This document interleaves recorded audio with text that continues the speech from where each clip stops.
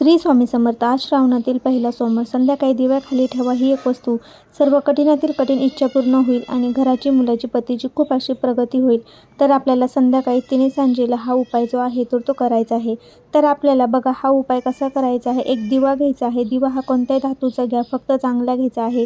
त्यामध्ये आपल्याला डबल वात टाकायचे आहे आणि आपल्याला तेल त्यामध्ये टाकायचं आहे किंवा तूप असेल तर तूप टाकलं तरी चालेल. त्यानंतर आपल्याला त्या दिव्याखाली एक डिशमध्ये आपल्याला स्वस्तिक काढून त्यावर तांदूळ ठेवायचे आहे आणि मग तो दिवा आपल्याला त्यावर ठेवायचा आहे.